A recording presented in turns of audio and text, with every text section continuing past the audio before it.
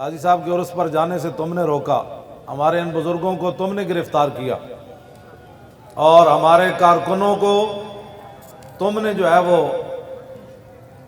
آتے ہوئے اور جاتے ہوئے گرفتار کیا، یہ بھی کوئی جرم ہے؟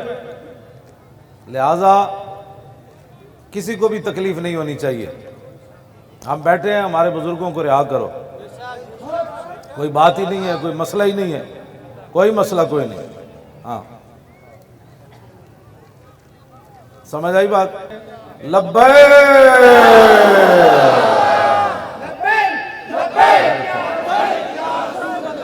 دہان میں زبان تمہارے لیے، بدن میں ہے جان تمہارے لیے، ہم آئے یہاں تمہارے لیے، اٹھیں بھی وہاں تمہارے لیے۔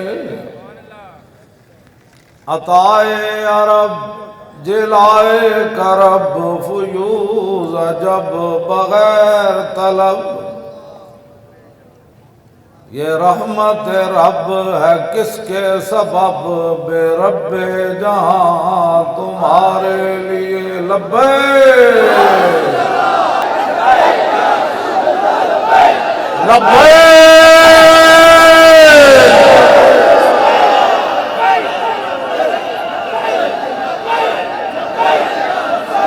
لبیک لبیک لبیک۔ عطائے عرب جلائے کرب فیوز عجب بغیر طلب۔ تہاڈا بھی لکھیا جا رہا تے ساڈا بھی لکھیا جا رہا۔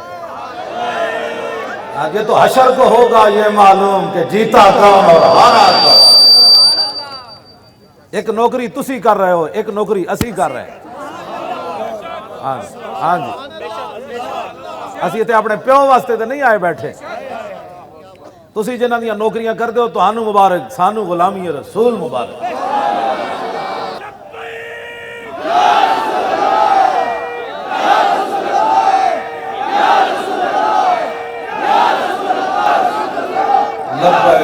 توجہ، پہاڑیاں نوکریاں حکمرانہ دی چاپلوسیاں، جھوٹ فریب، اور جو اسلام دشمن لوگ ہیں ان کی حفاظت کرنا، اور ان کے لیے ہیلے بہانے کر کے نہیں یہ تو واقعی نہیں ہوا تھا، یہ تو ایسے نہیں ہوا۔ قرآن بھی جلے، تمہاری وفاداریاں اغیار کے ساتھ، رسول اللہ کے خلاف نیٹ پر کوئی بھونکے، تمہاری وفاداریاں اغیار کے ساتھ۔ توجہ، سود کا معاملہ آئے تم قرآن کے خلاف، تم اسلام کے خلاف، جب رسول اللہ کی عزت کا مسئلہ آئے تم قرآن اور اسلام کے خلاف۔ تمہاری ڈائریاں یہی لکھتی ہیں کہ مولانا صاحب یہ گفتگو کر رہے تھے، تمہیں انہوں نے نوکری دی اور وہ چند دنوں کے بعد ریٹائرمنٹ ہو جائے گی۔ مالکوں نے جو ہمیں نوکری دی وہ تو قیامت والے دن بھی، حضور توجہ، میرے آقا نے فرمایا قیامت والے دن بھی علماء کے قلم کی سیاہی شہداء کے خون سے بڑھ جائے گی۔ ہاں، جو ہمیں نوکری مانگتے ہیں۔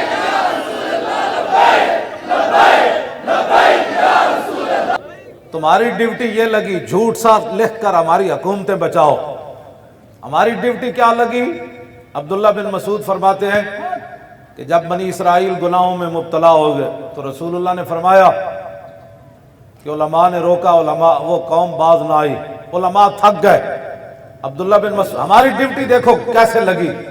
عبداللہ بن مسعود فرماتے ہیں حضور نے ایسے ٹیک لگا کے بنی اسرائیل کے علماء کا ذکر کیا، جب اپنے علماء، اپنی امت کے علماء کی باری آئی تو حضور اٹھ بیٹھے، فرمایا لا والذی نفسی بیدہ، فرمایا نہیں، حالات جیسے بھی ہو میری امت کے علماء نے یہ کام نہیں کرتے۔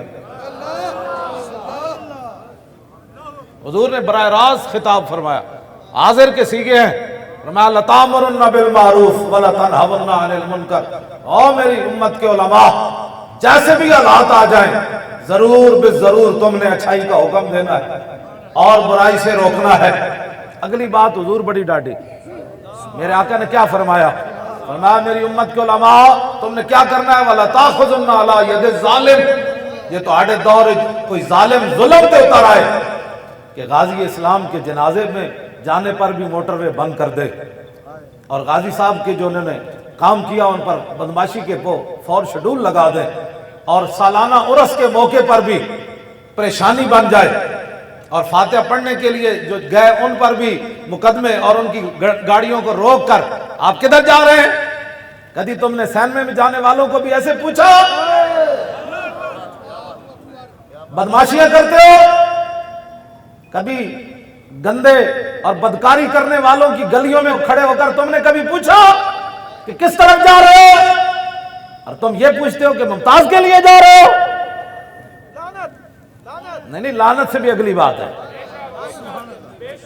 بدکاری کے اڈے ملک میں کھلیں اور ان پر پابندیاں نہ ہوں اور وہاں جانے والے عیاشوں پر پابندیاں نہ ہوں تو حضور کے عاشق کے عرس میں جانا بھی جرم بن جائے۔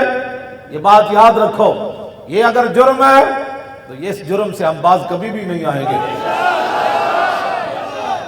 توجہ، لب بام بھی پکارا سر دار بھی صدا دی، میں کہاں کہاں پہنچا تیری دید کی لگن